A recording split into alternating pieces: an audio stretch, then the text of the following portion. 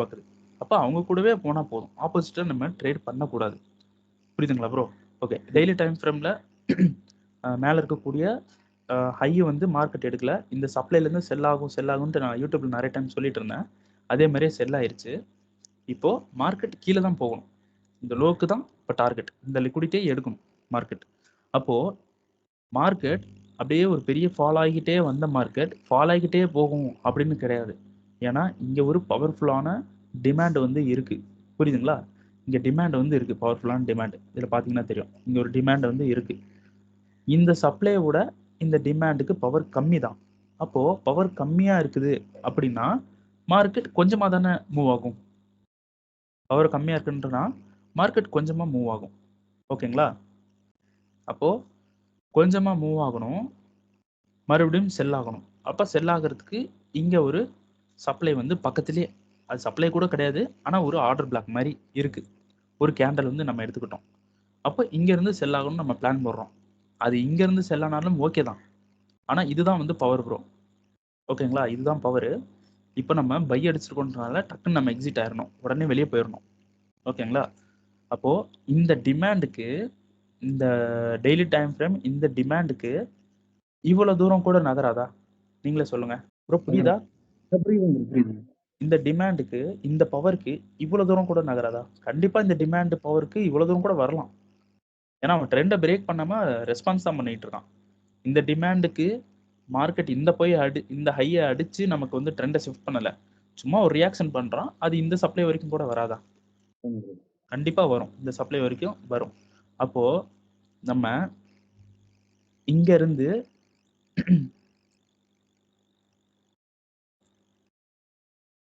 இந்த சப்ளை வரைக்கும் இப்படி ட்ரேட் பண்ணக்கூடாது. நம்ம எப்படி பண்ணணும்னா, நம்ம போகிற தூரம் வந்து இந்த சப்ளை வரைக்கும் போகும் அப்படின்னு நமக்கு வந்து ஒரு பிளான் பண்ணுறோன்னா, சப்ளைவை அங்கேயே வச்சுட்டு டிபி பாயிண்ட்டை ப்ராஃபிட்டுக்கு ஆசைப்பட்டு அதிகமாக இன்க்ரீஸ் பண்ணக்கூடாது. சேம் எங்கே டிபி போகுமோ அங்கே செட் பண்ணிவிட்டு நம்ம எஸ்எல்ஸை மாடிஃபிகேஷன் பண்ணணும். ஓகேங்களா? எஸ்எல் மாடிஃபிகேஷன் பண்ணுறது மூலிமா நமக்கு ப்ராஃபிட்டு ஓவர் லோட் ஆகும். இப்போ எப்படின்னா, இப்படி வந்து ஒரு சப்ளை, ஒரு டிமாண்ட் வந்து இருக்குது, ஒரு டிமாண்ட் இருக்குது. டிபி வந்து சம்வேர் இந்த இடத்துல இருக்குது. ஓகேங்களா? இப்போது இது வந்து 1:2 யூரோ யூஎஸ்டிக்கு இது வந்து நம்ம $1000 இன்வெஸ்ட் பண்ணோம்னா $226 வந்து நமக்கு ப்ராஃபிட் கிடைக்குது இந்த ட்ரேடில். ஓகேங்களா ப்ரோ? ஸோ இந்த ட்ரேடில் நம்ம எவ்வளோ ரிஸ்க் எடுக்கிறோம் அப்படின்னு பார்த்தீங்கன்னா $85 ரிஸ்க் எடுக்கிறோம். ஓகேங்களா? இந்த ட்ரேடில் $85 ரிஸ்க் எடுக்கிறோம். அப்போது உங்களோட கேபிட்டலுக்கு நீங்கள் எவ்வளோ டாலர் ப்ரோ ரிஸ்க் எடுப்பீங்க? சும்மா ஒரு அப்ராக்சிமேட்லாம் சொல்லுங்கள். 50 to 100. Okay bro. அப்போது ஒரு $100 நீங்கள் ரிஸ்க் எடுக்கிறீங்க அப்படின்னா இந்த டிமாண்டுக்கு இப்படி தான் நம்ம வந்து வைக்கிறோம். ஆர்டர் இப்படி தான் நம்ம வந்து டிமாண்டுக்கு வந்து வைக்கணும் ட்ரேடு. அப்போ இந்த இடத்துல $85 வந்து உங்களுக்கு லாஸ் இருக்குது. எவ்வளோ? $1000 நீங்கள் இன்வெஸ்ட் பண்ணிங்கன்னா $85 வந்து லாஸ் இருக்குது. உங்களுக்கு $226 வந்து ப்ராஃபிட் இருக்குது. ஓகேங்களா? ஸோ நோட் பண்ணிக்கிறேன். லாஸ் பார்த்தீங்கன்னா 85, டிபி பார்த்தீங்கன்னா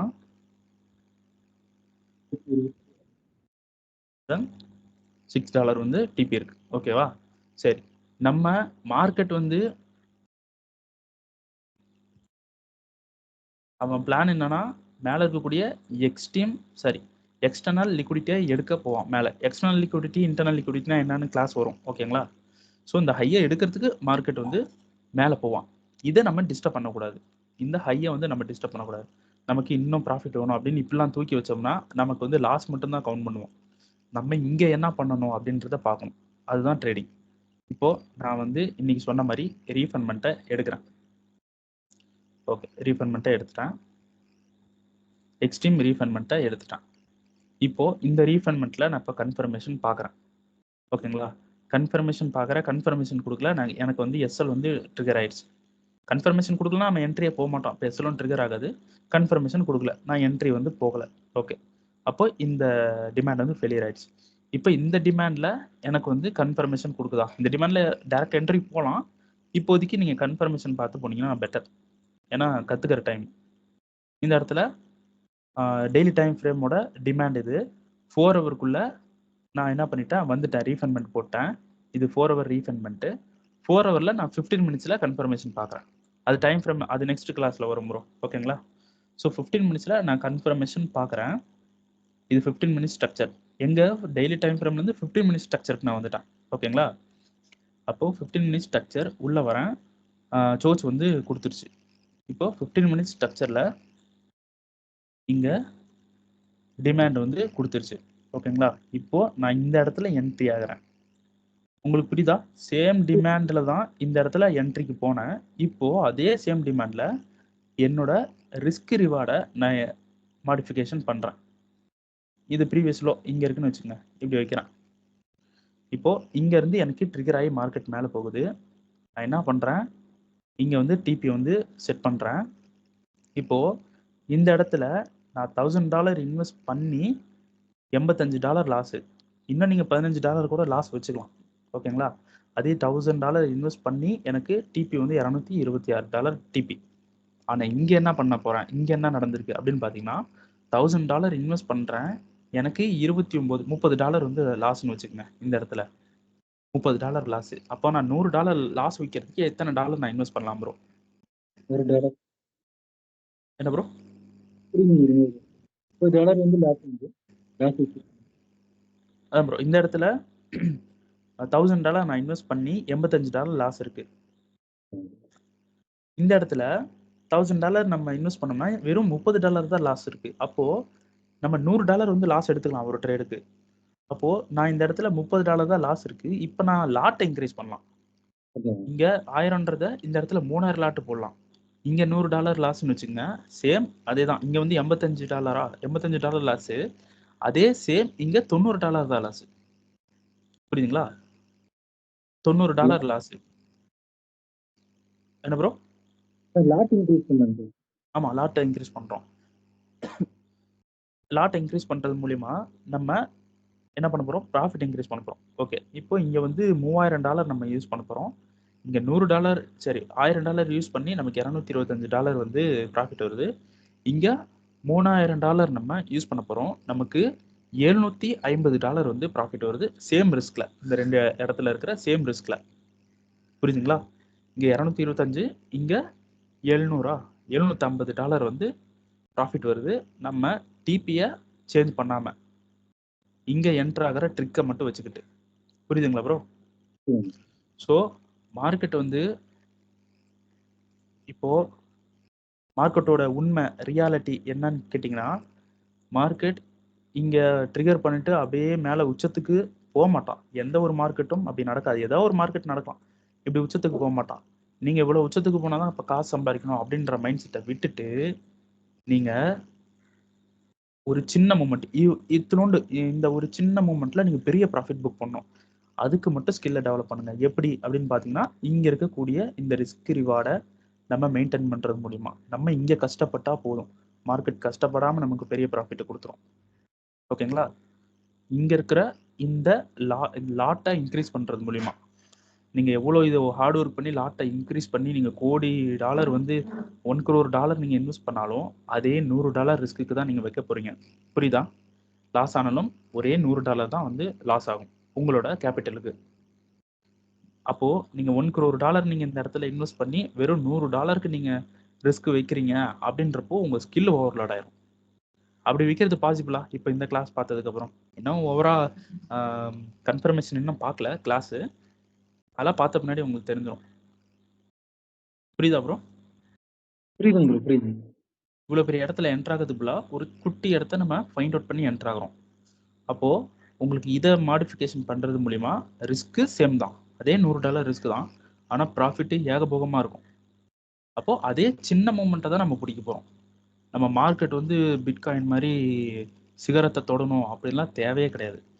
நம்ம யோசிக்கிறத ஸ்மார்ட்டாக யோசிச்சிட்டோம்னா சின்ன சின்ன மூமெண்ட்டில் ப்ராஃபிட்ஸ் வந்து பிடிச்சிட்டு வந்து போயிடலாம். அப்புறம் இன்னொரு விஷயம் ப்ரோ, மார்க்கெட்டில் நீங்கள் என்ட்ரு ஆகிட்டு எவ்வளோக்கு எவ்வளோ சீக்கிரமாக எக்ஸிட் ஆகுறீங்களோ அவ்வளோக்கு அவ்வளோ ப்ராஃபிட் தான். ரொம்ப ஹோல்டு பண்ணக்கூடாது. நான் வந்து ஹோல்டு பண்ணுறேன். ஏன் அப்படின்னு பார்த்தீங்கன்னா, நான் பிரேக் ஈவன் பண்ணிவிட்டு ஹோல்டு பண்ணுறேன். நான் நிறைய ட்ரேட் வந்து பண்ணுவேன். இதில் மட்டும் கோல்டில் மட்டும் பண்ண மாட்டேன். இப்போ டிஸ்காலில் நான் கொடுக்கறது மட்டும் பண்ண மாட்டேன். அதை விட ஏகப்பட்ட ட்ரேட் நான் பண்ணுவேன். அப்படின்றனால நான் வந்து ஹோல்டு பண்ணி விட்டுருவேன் எல்லாமே. ஸோ நீங்கள் என்ன பண்ணுறீங்க பிகினர் அப்படின்னா, நீங்கள் சீக்கிரமாக எக்ஸிட் ஆயிடணும். இப்போ இந்த மாதிரி இங்கே வந்து என்ட்ரி போகிறீங்கன்னா இங்கே இருக்கக்கூடிய ஏதாவது ஒரு ப்ரீவியஸ் ஹைலே எக்ஸிட் ஆயிடணும். இல்லைனா பிரேக் ஈவன் பண்ணி விட்டுரும்.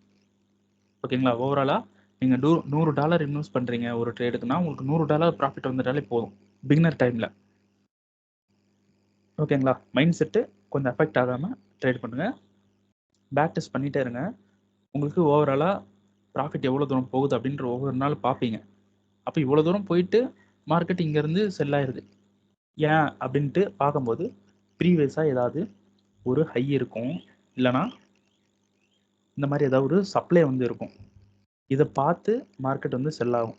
அப்போ நீங்கள் வந்து பார்த்துருவீங்க, ஓ இப்போ நம்ம எடுக்கிற ட்ரேட்லாம் ஓவராலாக இந்த மாதிரி சப்ளைஸ்லேயும் வந்து நமக்கு செல் ஆயிடுது. அப்போ நம்ம டிபி இங்கே செட் பண்ணி வச்சுட்டு எக்ஸிட் ஆகலாம். $100 இன்வெஸ்ட் பண்ணுறோமா, $150 $200 இல்லை $100 ப்ராஃபிட் வந்தாலே போதும் அப்படின்ற அந்த மைண்ட் செட்டு தான் ப்ரோ ஒரு ட்ரேடர். அப்படின்ற மைண்ட் செட்டு தான் உங்களை ப்ராஃபிட்டில் நிறுத்தும். பெரிய பெரிய ஸ்கில்லை கற்றுக்கிட்டோம்னா அது ப்ராஃபிட்டில் நிறுத்தாது. ஓகேங்களா? ஸோ ட்ரேடிங்னா ரொம்ப பெரிய மூமெண்ட்டை பிடிக்கிறது ட்ரேடர் கிடையாது. சின்ன மூமெண்ட்டில் லாட் இன்க்ரீஸ் பண்ணி சின்ன ரிஸ்கில் என்ட்ராகும் தான் ட்ரேடு. அதுதான் வந்து ப்ராஃபிட் வந்து கொடுக்கும். புரியுதுங்களா ப்ரோ? உங்களுக்கு இன்னும் வந்து கிளாஸ் இருக்குது. ஸோ அதை பேஸ் பண்ணி தான் நான் இந்த இடத்துல என்ட்ரி போனேன். ஸோ டெய்லி டைம் ஃப்ரேமில் மிட்டிகேஷன் பண்ணிடுச்சு. இப்போ சொல்லுங்கள், டெய்லி டைம் ஃப்ரேமில் இருக்கக்கூடிய ரீஃபண்ட்மெண்ட்டுக்குள்ளே உள்ள வந்துருச்சு. ஓகேங்களா? இப்போது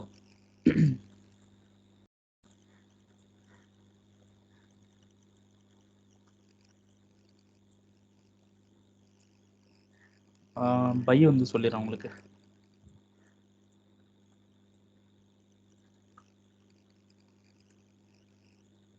டிமாண்ட் எடுக்கிறோம். இது வந்து ஒரு உங்களுக்கு பிடிச்ச 15 மினிட்ஸ் டைம் ஃப்ரேமு. இதில் வந்து நம்ம இப்படி எடுக்கிறோம். 15 மினிட்ஸ்க்குள்ளே என்ன டைம் ஃப்ரேமில் ஒரு ரீஃபண்ட்மெண்ட் இருக்கும்? 5 மினிட் ரீஃபண்ட்மெண்ட் இருக்கும். ஒரு 1 or 2 இருக்கும். 5 மினிட் ரீஃபண்ட்மெண்ட் இருக்கும். நீங்கள் எப்படி இதில் கன்ஃபர்மேஷன் பார்க்கணும் அப்படின்னு பார்த்தீங்கன்னா, கன்ஃபர்மேஷன் என்ட்ரி நான் சொல்லித்தரேன். இருந்தாலும் ஒரு பேசிக்காக சொல்லித்தரேன். எப்படி கன்ஃபர்மேஷன் பார்க்கணும் அப்படின்னு பார்த்தீங்கன்னா, 15 மினிட்ஸ் டைம் வந்து டைம் ஃப்ரேம் வந்து இப்படி வருது, இல்லைனா இது 15 மினிட்ஸ். ஓகேங்களா? உள்ளே வந்துட்டு இதை மிட்டிகேட் பண்ணிட்டான். நல்லா பாருங்கள், உள்ளே இருக்கக்கூடிய 15 மினிட்ஸை 5 மினிட்டை மிட்டிகேட் பண்ணலை. 15 minutes demand same time frame டிமாண்டை மிட்டிகேஷன் பண்ணிட்டான் அப்படின்னா, நீங்கள் கன்ஃபர்மேஷன் எதில் பார்க்கணும் அப்படின்னு பார்த்தீங்கன்னா, 5 மினிட்ல கன்ஃபர்மேஷன் பார்க்கணும். 15 மினிட்ஸோட லோ டைம் ஃப்ரேம் 5 மினிட் தானே. 5 மினிட்ல கன்ஃபர்மேஷன் பார்க்கணும். இன்கேஸ் மார்க்கெட் இன்னும் அப்படியே கொஞ்சம் கீழே இறங்கி இந்த 5 மினிட் ரீஃபண்ட்மெண்ட்டை மிட்டிகேட் பண்ணிட்டான்.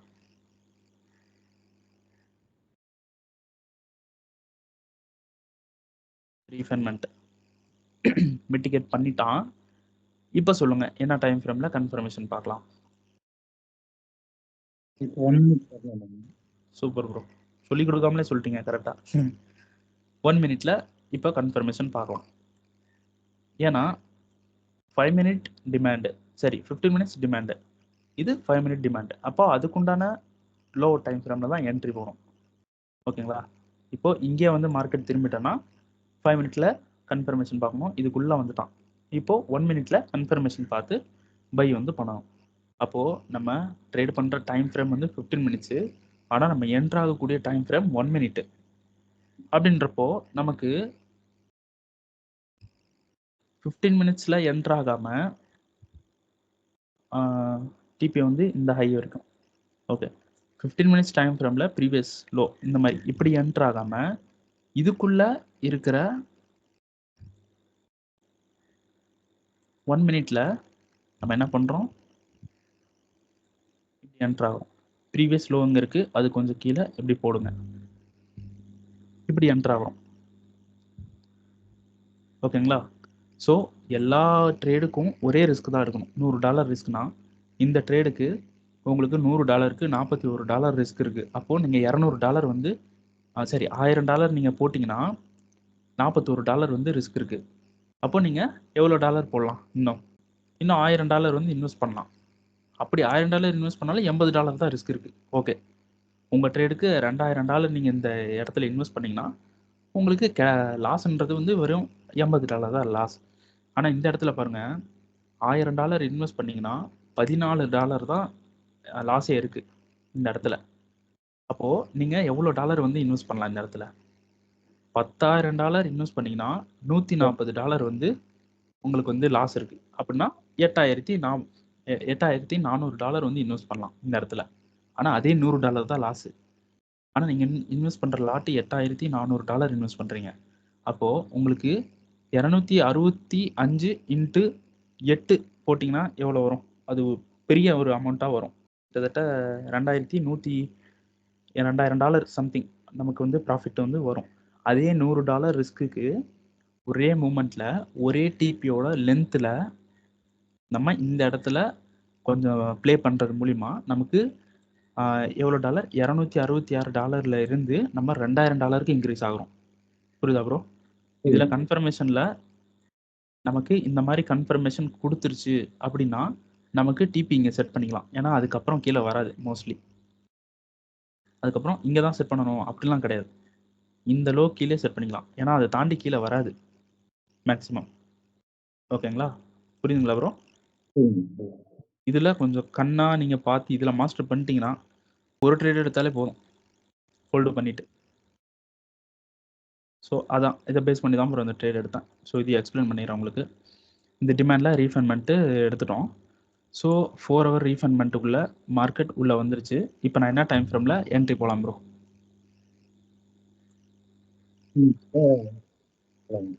4 ஹவர்னுடைய லோ டைம் ஃப்ரேம் ப்ரோ கேட்கல? ஓகே ப்ரோ, 15 மினிட்ஸ் என்ட்ரி போகிறோம். இப்போ நீங்களே சொல்லுங்கள் நான் எடுத்தது கரெக்டாக?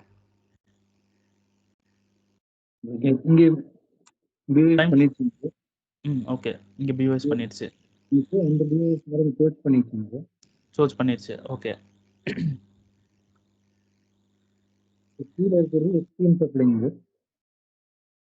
ப்ரீமியம் விசஸ் டிஸ்கவுண்ட் போட்டேன். இது வந்து எக்ஸ்ட்ரீம் சப்ளை, சரி டிமாண்டு. இது வந்து டெசிஷனல். என்னென்ன ஆட் பண்ணிட்டோம்? ப்ரீமியம் விசஸ் டிஸ்கவுண்ட் ஆட் பண்ணிட்டோம், ஆர்டர் பிளாக் ஆட் பண்ணிட்டோம், இம்பேலன்ஸ் ஆர்டர் பண்ணிட்டோம், டிமாண்டு நமக்கு வந்து இப்போ பிஓஎஸ் நடந்துச்சு, சோர்ஸ் நடந்துச்சு, ஒரு ஹையர் டைம் ஃப்ரேம் மிட்டிகேஷன் பண்ணிடுச்சு. ஹையர் டைம் ஃப்ரேம் மிட்டிகேட் பண்ணிவிட்டு ஒரு டிமாண்டு கொடுத்துருக்கு, பவர் தானே. அப்போது என்ன நடந்திருக்கு? இது வந்து என்ன டிமாண்ட் ப்ரோ? எக்ஸ்ட்ரீமா டிசிஷனலா? டிசிஷனல் ப்ரோ, எக்ஸ்ட்ரீம் கீழே இருக்குங்க. ஓகே, இது டிசிஷனல், இது எக்ஸ்ட்ரீம். அப்போது எக்ஸ்ட்ரீமில் டைரக்ட் என்ட்ரி போட்டிருக்கேன். இப்போ டைரக்ட் என்ட்ரி இங்கே நான் வந்து போட்டதை டெலிட் பண்ணிட்டேன். ஏன்னா இங்கே கண்ட்ரோல் எடுத்துருச்சு. அப்போ மேலே போயிட்டு டிபிலாம் கொடுத்துட்டு கீழே வந்துச்சுன்னா இந்த டிமாண்டு மோஸ்ட்லி ஒர்க் ஆகாது. இப்போது டெசிஷனலுக்கு உள்ளே வந்துருச்சு. ஓகேங்களா? ஸோ டெசிஷனலுக்கு உள்ளே வந்துருச்சு. Time frame 15 minutes. இப்போ நான் என்ன டைம் ஃப்ரேமில் என்ட்ரி வந்து போகலாம்?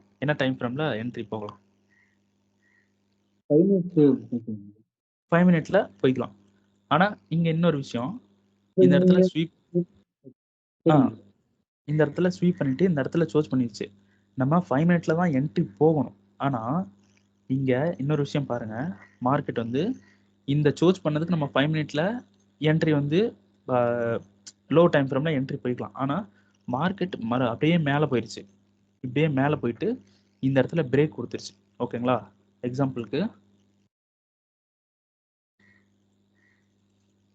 இப்போ நம்ம இந்த இடத்துல டிமாண்ட் எடுக்கிறோம், மார்க்கெட் லோ டைம் ஃப்ரேமில் இந்த மாதிரி வருது, மிட்டிகேட் பண்ணிடுச்சு, இந்த இடத்துல சோர்ஸ் வந்து கொடுத்துருச்சு ப்ரோ. இது 4 ஹவர், இது 15 மினிட்ஸ். புரியுதுங்களா?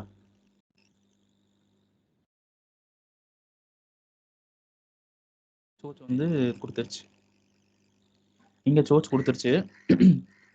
நம்ம இங்கே ஒரு டிமாண்ட் வந்து இருக்குது. ஸோ இப்படி தானே இருக்கும். அப்போது நம்ம இங்கேருந்து என்ட்ரி வந்து போய்க்கலாம் அப்படி. ஆனால் இன்னொரு கேஸ் இருக்குது. இதில் என்ட்ரியே எடுக்காமல் கொஞ்சம் ஒரு ரியாக்ஷன் பண்ணிவிட்டு இப்படி மேலே போயிடும். ஓகேங்களா? இந்த மாதிரி மேலே போயிடும். இப்படி மேலே போயிருச்சு அப்படின்னா நம்ம 2 விதமாக என்ட்ரி போகலாம். எப்படின்னா இப்போ இந்த சோச் இருக்குது பார்த்தீங்களா? இந்த சோச் நடந்தது வந்து ஒரு 15 மினிட்ஸில். ஓகேங்களா? 15 மினிட்ஸில். ஆனால் மார்க்கெட் வந்து இப்போது மேலே போயிருச்சு. இப்போ நம்ம என்ன பண்ணுறோம்னா ஒரு டைம் ஃப்ரேம் முன்னாடி போகிறோம். 1 ஹவர். ஓகேங்களா? 15 மினிட்ஸோட ஹையர் டைம் ஃப்ரேம் வந்து 4 ஹவர். ஆனால் இந்த மாதிரி டிமாண்டெல்லாம் கரெக்டாக இருக்கா அப்படின்னு பார்க்கறதுக்கு 1 ஹவர் முன்னாடி போனால் போதும். ஸோ 1 ஹவர் டைம் ஃப்ரேம் நம்ம முன்னாடி போகிறோம். ப்ரோ புரியுதா? புரியுது. 1 ஹவர் ஏன்னா அந்த டிமாண்ட் கரெக்டாக இருக்கிறதான்னு பார்க்கறதுக்கு. ஏன்னா மார்க்கெட் வந்து மேலே போயிருச்சு. அப்போ இன்னும் 2, 3 டிமாண்ட் வந்து கொடுத்துரும். இப்போ 1 ஹவர் முன்னாடி போகிறோம். 1 ஹவர் வந்து பார்த்தீங்கன்னா ஒரு டிமாண்ட் பர்ஃபெக்டாக ஒரு டிமாண்ட் இருக்குது. இந்த இடத்துல 3 டிமாண்டுன்றது 1 ஹவரில் ஒரே டிமாண்டாக இருக்கும். அப்போ அந்த ஒரு டிமாண்டை எடுத்தால் போதும். ஓகேங்களா? அந்த ஒரு டிமாண்ட் எடுத்தால் மார்க்கெட் இப்படி வந்துட்டு மேலே போயிடும். இன்னொரு கேஸு நம்ம இந்த மாதிரி கொஞ்சம் மேலே போயிருச்சு அப்படின்னா நம்ம கீழே வரும்போது இன்னொரு கன்ஃபர்மேஷன் பார்க்குறது பெட்டர். ஏன்னா ஏதாவது ஒரு சப்ளையில் போய் மிட்டிகேஷன் பண்ணிட்டு வந்திருக்கலாம்.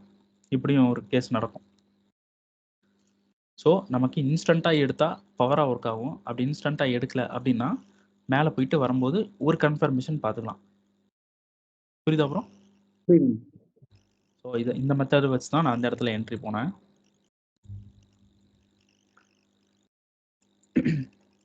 இப்போ இந்த இடத்துல ஸ்வீப் பண்ணிருச்சு, இந்த இடத்துல சோச் பண்ணிருச்சு. நான் லோவர் டைம் ஃப்ரேம் அதாவது இந்த டிமாண்டுக்கு நான் லோவர் டைம் ஃப்ரேம் என்ட்ரி போகாமல் சேம் டைம் ஃப்ரேமில் பார்க்கும்போது, அதாவது 5 மினிட்ல தான் என்ட்ரி போகணும். ஆனால் ஒரு time frame 15 minutes same time ஃப்ரேமில் என்ட்ரி பார்க்குறேன். அங்கேயும் வந்து ஸ்ட்ரக்சர் சூப்பராக ஸ்வீப் பண்ணி சோச் பண்ணியிருக்கு. அப்போ நான் இங்கே இருக்கிற டிமாண்டை எடுத்துக்கலாம். புரியுதுங்களா ப்ரோ? இங்கே இருக்கிற டிமாண்டே வந்து எடுத்துக்கலாம். அப்போது இங்கே எந்த ஒரு டிமாண்டுமே வந்து மிட்டிகேஷன் கிடையாது. ஸோ இது வந்து இன்டியூஸ்மெண்ட்டாக எடுப்போம். அது இல்லாமல் இன்னொரு விஷயம் ஏசியன் லோ வந்து இருந்துச்சு. அதனால தான் அதுவும் ஒரு காரணம். நான் கிளாஸில் சொல்லியிருக்கேன்ல ஏசியனோட லோ வந்து எடுக்கிறதுக்கு பாசிபிள் இருக்குது எப்பயுமே அப்படின்ட்டு. ஸோ ஏசியனோட லோ இங்கே தெரியுதா? இந்த விக்கு தான் ஏசியனோட லோ. அப்போது இந்த ஏசியன் லோவை வந்து அடிச்சிருவாங்க அப்படின்ட்டு எனக்கு தெரியும். அதனால தான் நான் இந்த என்ட்ரியை கொஞ்சம் மேலே தூக்கி போட்டேன். இந்த ஏசியனோட இந்த லோவில் வச்சுருந்தேன். இருந்தாலும் கொஞ்சம் மேலே தூக்கி போட்டேன் ட்ரிகர் ஆகட்டும் அப்படின்ட்டு. ஸோ இந்த இடத்துல சேம் டைம் ஃப்ரேமில் என்ட்ரி வந்து போயிட்டான். ஸோ டிசிஷனில் இருந்தனால நான் கன்ஃபர்மேஷன் பார்த்து போய்கிட்டு இருக்கேன். அப்படி இல்லைனா எக்ஸ்ட்ரீமில் நான் அப்படியே டேரெக்டாக என்ட்ரி போட்டு போயிடுவேன்.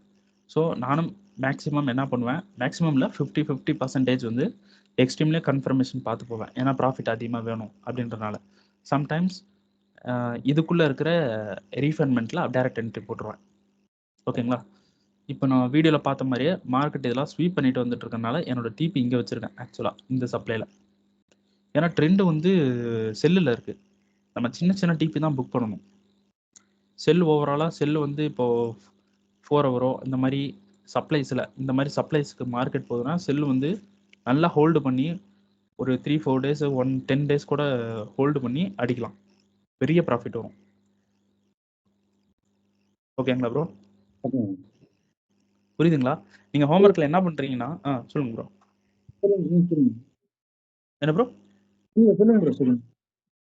ஹோம்ஒர்க்கில் என்ன பண்ணுறீங்கன்னா இப்போ இத்தனை நாள் வந்து நீங்கள் பண்ணீங்களா ஹோம்ஒர்க்கு?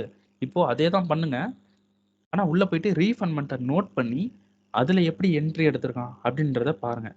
எனக்கு அதை மென்ஷன் பண்ண தேவையில்ல. இப்போ நீங்கள் இந்த மாதிரி சப்ளை எடுக்கிறீங்கன்னா அதில் ரீஃபண்ட்மெண்ட்டுன்னு தான் இந்த மாதிரி சின்னதாக இப்படி போட்டு வச்சுருங்க போதும்.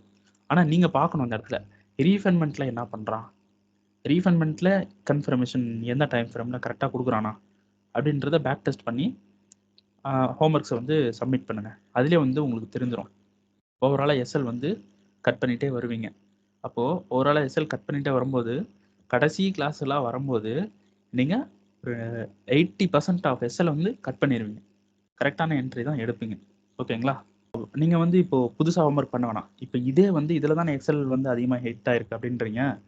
இதவே என்ன பண்ணுங்கள், சேம் இதை அப்படியே நீங்கள் என்ன பண்ணுங்கள், இன்றைக்கி பார்த்த கிளாஸை அப்ளை பண்ணி ட்ரேட் பண்ணுங்கள். இதில் எத்தனை எஸ்எல் நீங்கள் அவாய்ட் பண்ணுறீங்க அப்படின்றத நோட் பண்ணி கீழே எனக்கு எண்டில் வந்து நான் வந்து இதில் வந்து இத்தனை எஸ்எல், ஆனால் இப்போ இந்த கிளாஸ் பார்த்துட்டு இன்றைக்கி நடந்த கிளாஸை பார்த்துட்டு நான் வந்து ஒரு 4 எஸ்எல் அவாய்ட் பண்ணிட்டேன், கொஞ்சம் ப்ராஃபிட்டை இன்க்ரீஸ் பண்ணிட்டேன் நான் ரீஃபண்ட்மெண்ட்டுக்குள்ளே போய் ரிஸ்க் ரிவார்டை சேஞ்ச் பண்ணனால ப்ராஃபிட் இன்க்ரீஸ் ஆயிடுச்சு. இப்போ இந்த ஹோம்ஒர்க்கில் இத்தனை லாஸு இத்தனை ப்ராஃபிட்டு, லாட் வந்து நான் இந்த லாட் யூஸ் பண்ணியிருக்கேன். மேக்ஸிமம் மினிமம் 1:3, மேக்ஸிமம் எத்தனை போயிருக்கோ, எவ்வளோ தூரம் போயிருக்கோ அது எல்லாமே மென்ஷன் பண்ணி இதுதான் வந்து ட்ரேடு பிளான் ப்ரோ உங்களுக்கு. ஸோ நீங்கள் எதை கற்றுக்கிட்டு எதை நீங்கள் ஃபோக்கஸ் பண்ணி எடுத்துகிட்டு வரீங்களோ அதை உங்களுக்கு ட்ரேடு பிளானாக பில்ட் பண்ணி கொடுத்துருவேன். அதை மட்டும் நீங்கள் ட்ரேட் பண்ணால் போதும். ஸோ நேற்று லாஸ்ட் டேல பார்த்த ஹோம்ஒர்க்கில் உங்களுக்கு நிறைய எஸ்எல் வந்து ஹிட் ஆயிருக்கு.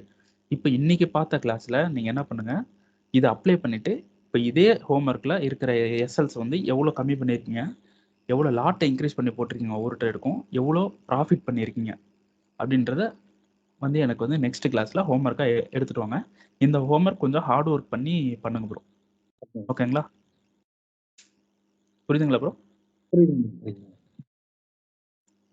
Okay bro. சேம் டிக்டோ இதே எனக்கு வந்து ஹோம்ஒர்க் பண்ணுங்க. இப்போ ஒரு ஹையர் டைம் ஃப்ரேம் சப்ளை வந்து கண்ட்ரோல் எடுக்குதா இல்லையா அப்படின்றத உங்களுக்கு இன்னைக்கு தெரிஞ்சிடும். ஒரு ஹையர் டைம் ஃப்ரேமோட சப்ளை வந்து பெண்டிங் இருக்கிற சப்ளைலேருந்து மார்க்கெட் திரும்பலாம் அப்படின்றது தெரிஞ்சிருச்சு. அப்போ ஹையர் டைம் இங்கே வந்து 4 ஹவர் வந்து பையில் இருந்தாலும் இங்கே ஹையர் டைம் ஃப்ரேமில் மிட்டிகேட் பண்ணிவிட்டு மார்க்கெட் கீழே வரும்போது நமக்கு ஒரு சப்ளையில் வந்து மிட்டிகேஷன் பண்ணிவிட்டு கீழே வருது அப்படின்றத இன்றைக்கி வந்து உங்களுக்கு தெரிஞ்சிடும். ஸோ இந்த சப்ளை மிட்டிகேஷன் பண்ண சப்ளைலேருந்து மார்க்கெட் கீழே வருது அப்படின்றது இன்றைக்கி உங்களுக்கு தெரிஞ்சிருச்சு. இப்போ இதே சேம் வந்து ஹோம்ஒர்க்கில் நீங்கள் மறுபடியும் போய் பேக் டெஸ்ட் பண்ணுங்கள். இன்றைக்கி நடந்த கிளாஸை அப்ளை பண்ணி பாருங்கள். எனக்கு ஒரு பாயிண்ட்டு கூட விடாமல் அப்படி காப்பி வந்து இருக்கணும் ப்ரோ. எவ்வளோ ப்ராஃபிட் என்னென்ன டீட்டெயில்ஸ்னு ஒரு 0 to 100 வரைக்கும் எல்லா டீட்டெயிலும் வந்து இருக்கணும். அதவே உங்களுக்கு நீங்கள் ட்ரேட் பிளான் யூஸ் பண்ணிங்கனாலே போதும். ப்ராஃபிட் தான் உங்களுக்கு ட்ரேட் பண்ணும்போது. ஓகேங்களா bro? Okay bro. Okay bro. சரி ஹோம்ஒர்க் பண்ணுங்க ப்ரோ. வேறு ஏதாவது டவுட் இருக்கா? வேறு எதுவும் ஓகே ப்ரோ.